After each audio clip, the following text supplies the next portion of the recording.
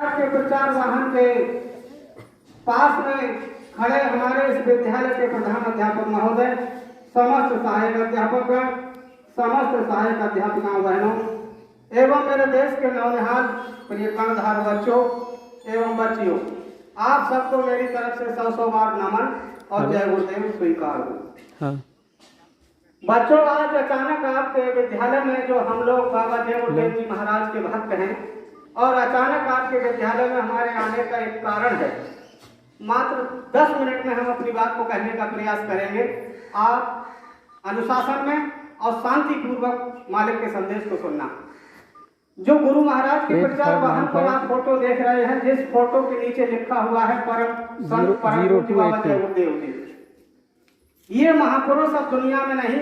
ये महापुरुष मतलब निर्धाम चले गए। इन महापुरुष के आध्यात्मिक उत्तराधिकारी संत उमाकांत जी महाराज, जिन महापुरुष का आप ये फोटो देख रहे हो। अब सवाल यह है कि हम आपको आज क्या देने आए, वो आप लोग सुन लीजिएगा।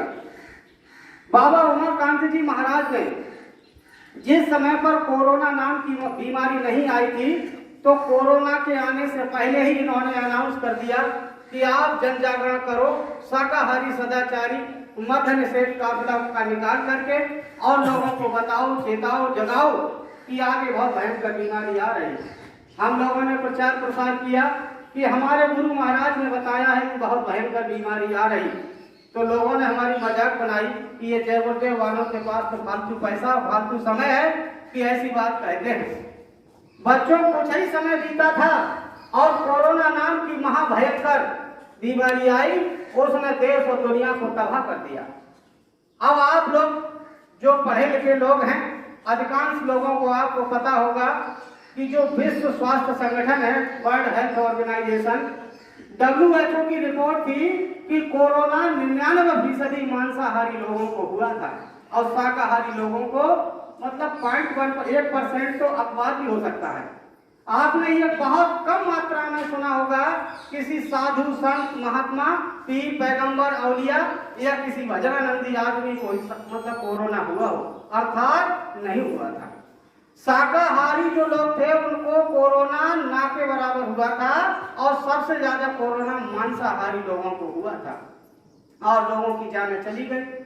अब चूंकि कोरोना का असर कम हो गया, तब अब फिर लोग मांस खाने लगे, फिर अंडा खाने लगे, मछली खाने लगे, दारू पीने लगे।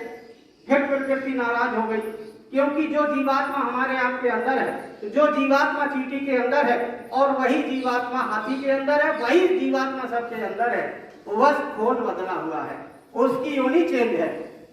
बच्चों, हुआ क्या कि अब जब जैसे ही लोग ज्यादा फिर अंडा, मांस और दारू इन सब चीज का सेवन करने लगे, भगवान कुदरत प्रकृति नाराज हो गई और उसने फिर अपना कहर बरसाने की मतलब कोशिश में है और तुरंत संत शब्द स्नेही और त्रिकालदर्शी महात्मा बाबा संत उमाकांत जी महाराज, इनका शिव नेत्र खुला हुआ, थर्ड आई ज्ञान चक्षु खुला हुआ। महात्मा जो भी बात कहते हैं वो सत्य होती है, क्योंकि इन महात्मा महापुरुषों को भूत, भविष्य और वर्तमान का ज्ञान होता है। इन्होंने अपने शिव नेत्र से, दिव्य दृष्टि से देख करके हमको आपको बताया कि आगे का समय विनाशकारी और बचे वही जो शाकाहारी। तो आगे जो है बहुत बीमारियां, हारी दुखारी, परेशानी, मुसीबत भरा समय आ रहा है। तो इन महात्मा जी ने आप लोगों को संदेशा भेजा है कि आप सब लोग शाकाहारी हो जाओ। शाकाहारी हो जाओगे तो बीमारी से बच जाओगे। कुदरत है नाराज खड़ी, आगे तबाही बड़ी बड़ी, अभी समय है बचना चाहो, फिर मत कहना हमें बचाओ। क्योंकि स्वामी जी तो बचा रहे और शाकाहारी बना रहे। हाथ जोड़कर विनय हमारी और तजो नशा बनो शाकाहारी। हाथ जोड़कर विनय हमारी और तजो व्यभिचार बनो ब्रह्मचारी। हाथ जोड़कर विनय हमारी और सतयुग काबिल बनो नर नारी। हाथ जोड़कर विनय हमारी और सतयुग लाने की करो तैयारी।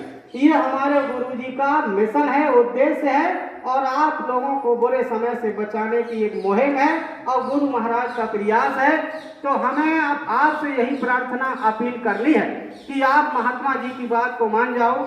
अगर कोई भूल करके भी आप अंडा, मांस, दारू का यदि सेवन आपने कभी किया है अथवा वर्तमान में कर रहे हो तो पूर्णतया वो निषिद्ध है और हमको आपको उसका आहार वर्जित है और पूरी तरह से प्रतिबद्धित है। हमको आपको भूल करके भी उसका आहार नहीं करना है, क्योंकि आप लोग जानते होंगे यहाँ पर हम किसी के साथ अगर कोई अप्रिय व्यवहार करेंगे तो बदले में वही प्रतिक्रिया हमारे तरफ भी होगी। हम किसी को मान लीजिए अचानक किसी के थप्पड़ मार दें, वो भी वही प्रतिक्रिया करेगा। ठीक इसी प्रकार से साहब कबीर एक महात्मा हुए हैं, उन्होंने लिखा है कि जोगल काटे और का वो अपना रहा कटाए और साहब के दरबार में बदला कभी न जाए।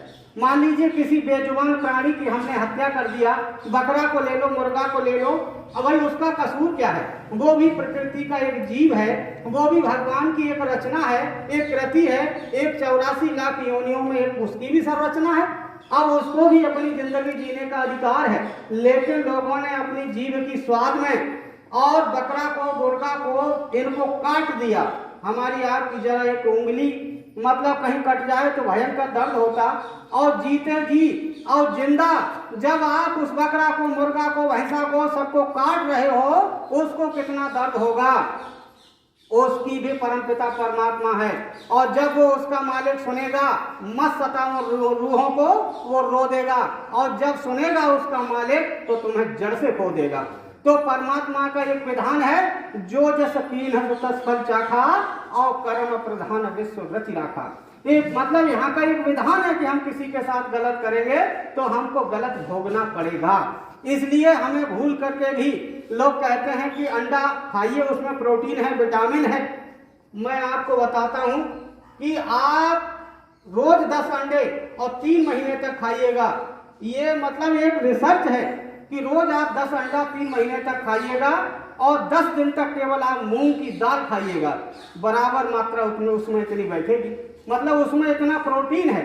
हमको आपको ऐसी हजारों लाख वस्तुएं शाकाहारी खाने के लिए है, तो हमको अंडा, मांस, मछली और शराब ऐसे अखाद्य वस्तुओं का सेवन पूर्णतः निषिद्ध है, वर्जित है। हमको आपको नहीं खाना चाहिए। अच्छा कहा है, साहब कवि कहते हैं कि देखो बकरी पाती खात है और ताकी काढ़ी खाल, और जो नर बकरी खात है उनको कौन हवाए। साहब कवि कह रहे हैं कि बकरियां कोई गुनाह नहीं करती, वो घास फूस पत्तियों को खाती है, लेकिन जो नर बकरी खाते हैं उनको कौन हवाल कि हे भगवान, जो स्वयं बकरियां को ही खा जाते हैं उनका क्या होगा। तो कर्म का बदला तो देना होगा। अच्छा फिर देखिए, अगर किसी बेजुबान प्राणी को समय से पहले काट दिया जाए, मार दिया जाए, तो देखो उसकी हत्या का पाप वो हमारे आपकी खोपड़ी पर सवार होगा और हमको भोगना पड़ेगा। मान लीजिए किसी को आपने बकरा को, मुर्गा को पहले समय से काट दिया तो वो मुर्दा हो गया।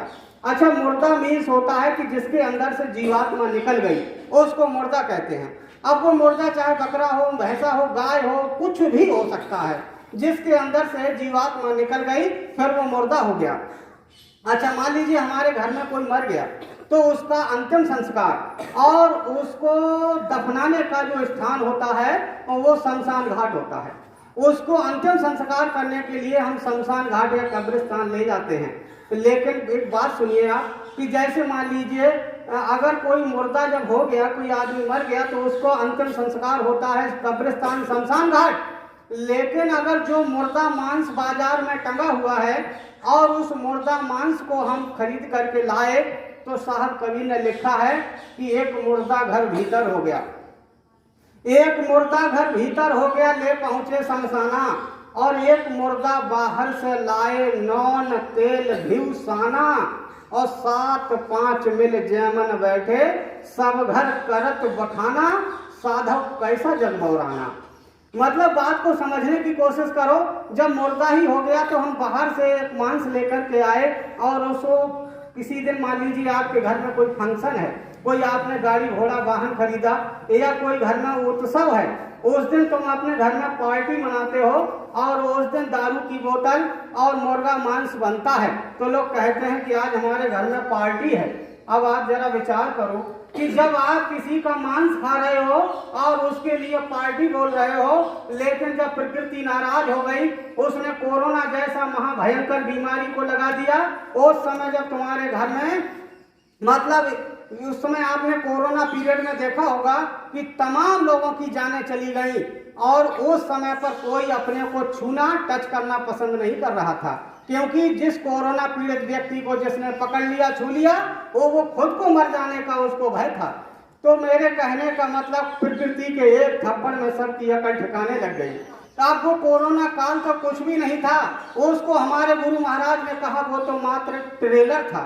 ट्रेलर का मतलब होता कि जैसे कोई फिल्म रिलीज होती है तो उसका कुछ हिस्सा पहले दिखाया जाता, और जब पूरी फिल्म जब आएगी उस समय क्या होगा, वो मात्र ट्रेलर है, मात्र एक सैंपल है। अब आप सोचिएगा कि आगे कितनी भयंकर लोग ऐसा करना। आप लोगों के लिए जो इस समय पर आप शिक्षा अध्ययन कर रहे हो, आप विद्यार्थी हो, इस समय आपकी ये उम्र है कि आप अपनी इस जवानी की उम्र को जिस दिशा में लगा दोगे उधर आपका काम हो जाएगा।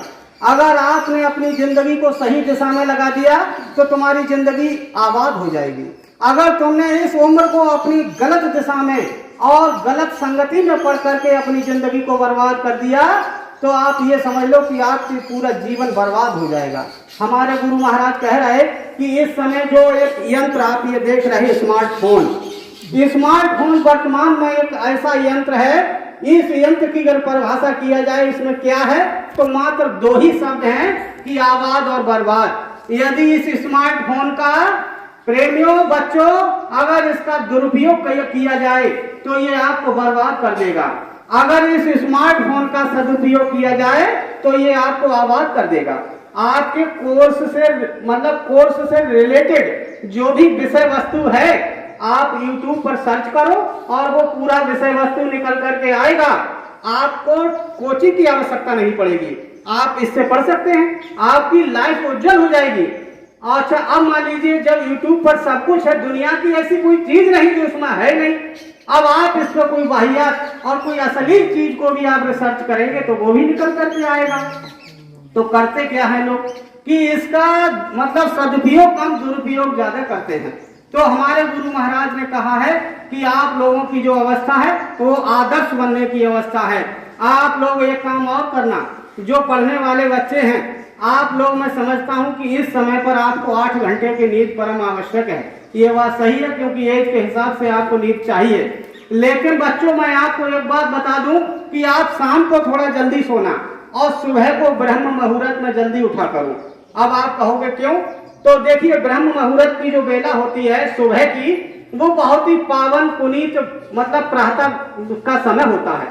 प्रातः बेला जो होती है उस समय पर भगवान ब्रह्मा और माँ सरस्वती यानी भगवान ब्रह्मा की जो अर्धांगिनी है वो माता सरस्वती है।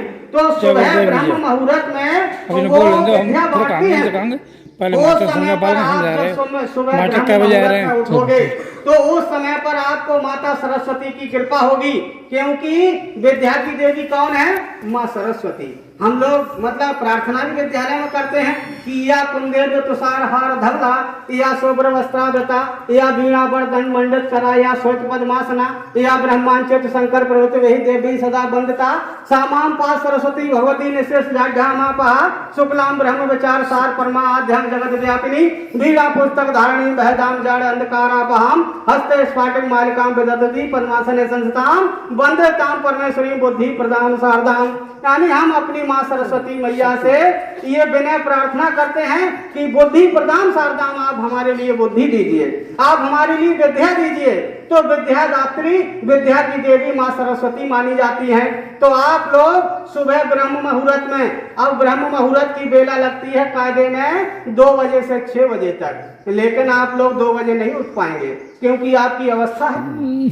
तो आप क्या करना, आप 3 बजे भी नहीं उठ पाएंगे, 4 बजे भी नहीं उठ पाएंगे, लेकिन मैं आपसे निवेदन करता हूं कि अगर कुछ बच्चे 4 बजे बिस्तर छोड़ दें तो उस समय 4 बजे उठ करके और आप सुबह नैतिक दिनचर्या, मतलब जो आपकी दिनचर्या है, आप शौचालय से निवृत्त होकर के और यदि हो सके तो उसी टाइम स्नान करके आपका कितना भी हार्ड डिफिकल्ट क्वेश्चन क्यों ना हो, आप उसको लेकर के बैठिएगा। कितना भी कठिन प्रश्न हो आप उसको लेकर के बैठो, और जब 4 बजे जब आप उस प्रश्न को दोहराएंगे, याद करेंगे, तो उस समय पर तुम्हारी बुद्धि प्रखर होगी, उस समय तुम्हारी बुद्धि में ओज होगा, तेज होगा। क्यों? उस समय भगवान ब्रह्मा और माँ सरस्वती उस समय विचरण करते हैं। और जो लोग, क्योंकि अमृत बेला बड़ा सुहाना, अमृत बेले उठा करो और अमृत बेले नाम की माला जपा करो, अमृत बेले अमृत बरसे और भर भर अमृत पिया करो और अमृत बेले उठा करो, क्योंकि अमृत बेला उसी को अमृत कहा गया, उसी को ब्रह्म मुहूर्त कहा गया। बच्चों आप लोग देखते होंगे, अगर किसी बच्चे की शादी हो तब पंडित जी महाराज मुहूर्त निकालते, उसका गौना हो तब मुहूर्त निकाला जाता, उसका रवना हो तब मुहूर्त निकाला जाता। अगर यहाँ तक कि लोग देहात में अगर बीजा बोते हैं खेत में, कुछ लोग आज भी मुहूर्त से बीजा बोते हैं। अगर कंडा वाला बटिया भी रखते हैं तब भी पंडित जी से मुहूर्त पूछते हैं। जब आपके घर में किसी बच्चे का उपनयन संस्कार होता है तो मुहूर्त देखा जाता है, किसी का नामकरण संस्कार हो तो मुहूर्त देखा जाता है। हर काम में जब मुहूर्त देखा जाता है तो ब्रह्म को प्राप्त करने का भी एक मुहूर्त होता है, उसको कहते हैं ब्रह्म मुहूर्त। और ब्रह्म मुहूर्त की बेला लगती है 3 बजे से 5 बजे तक। तो जो 3 बजे से 5 बजे तक, तो जब 3 बजे से 5 बजे तक जो लोग सो रहे हैं, उस समय पर भगवान ब्रह्मा माँ सरस्वती की कृपा तो आई, लेकिन वो वहां से चले गए। लेकिन जब आप उस समय जग रहे होंगे तो उस समय पर भगवान की कृपा, माँ की कृपा आप पर होगी, क्योंकि वो उस समय पर अमृत बेला है। और अमृत बेला में जब आप जाग जाओगे तो आप पूरे दिन प्रफुल्लित रहोगे, पूरे दिन आपके शरीर में कांति रहेगी, एक रौनक रहेगी। और आप जब सूर्य भगवान निकल आवे उस समय आप बिस्तर छोड़ो तो आप पूरे दिन आलस्य और प्रमाद की स्थिति में आपका जीवन पूरा दिन गुजरेगा। तो आप सुबह भोर में जल्दी उठिएगा, और अगर ऐसा भी नहीं कर सकते तो कम से कम भगवान सूर्य के निकलने से पहले आप जरूर जागिएगा। फिर आप देखिएगा, आप लोग पढ़ते हैं, आपने शायद मेरे ख्याल से अरस्तु ने कहा है कि early to bed and early to rise और makes a man healthy wealthy and wise. क्योंकि जो बच्चे जल्दी सोते हैं, सुबह जल्दी उठते हैं, वो मतलब बुद्धिमान, धनी और स्वस्थ होते हैं। तो देखो बच्चों, दूसरा एक अंतिम और आदेश आपको बता दूं 2 मिनट में, कि आप लोगों को आदर्श बनना है। आदर्श कैसे बनना है कि देखो, हमारा जो धार्मिक ग्रंथ है रामचरितमानस, उसमें लिखा हुआ है कि प्रात काल उठ के रघुनाथा, मात पिता गुरु ना वही माथा। सुबह उठ करके, मतलब भगवान श्री राम, तो प्रभु की मतलब कहना चाहिए कि वो जब अपने गुरु की, अपने माता पिता की जब वंदना किया करते थे तो उनको आशीर्वाद मिलता था। तो आप लोगों का भी धर्म, कर्म और फर्ज और कर्तव्य है कि आप जैसे ही भोर में जल्दी उठो तो तुरंत अपने माता पिता को प्रणाम करो और नमन करो, और जब अपने विद्यालय में आ जाओ तो जो आपके अध्यापक गण हैं आप उनकी चरण वंदना करो, आप उनका सम्मान करो। ये आपका धर्म, कर्म और फर्ज है, कर्तव्य है। तो आप उनका सम्मान करोगे तो आपके लिए शिक्षा मिलेगी, आपका लोक भी बनेगा, आपका परलोक भी बनेगा। तो हम चाहते हैं कि आप लोग जरूर हमारी बात को, गुरु जी की बात को मानेंगे। अब हम इन्हीं शब्दों के साथ अपनी वाणी को विराम देंगे, और हम इस विद्यालय के प्रधानाध्यापक महोदय और समस्त सहायक अध्यापकगण, हम उनके बहुत बहुत आभारी हैं कि आपने हमको समय दिया। लेकिन बच्चों, आप वचन दीजिएगा, सब बच्चे शाकाहारी रहेंगे? अरे बच्चों बोलो, शाकाहारी रहेंगे? ठीक। अपने माता पिता का सम्मान करेंगे? अपने गुरुजी का सम्मान करेंगे? बहुत बढ़िया, यही होना चाहिए। आज आप यही संकल्प लो कि हम अपने माता पिता गुरु का सम्मान करेंगे और मेहनत से शिक्षा अध्ययन करेंगे और शुद्ध शाकाहारी जीवन जिएंगे। इन्हीं शब्दों के साथ बच्चों, एक बार भगवान के नाम को बोलो, पहले मैं बोलूंगा फिर आप लोग बोलना।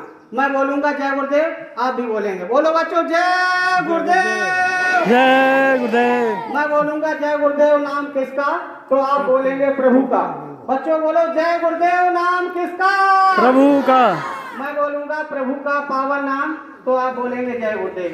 प्रभु का पावन नाम जय गुरुदेव। अब एक बार, लास्ट बार, अंतिम बार पूरी ताकत से बोलिएगा कि गांव को पता चल जाए कि आज जय गुरुदेव वाले आए थे।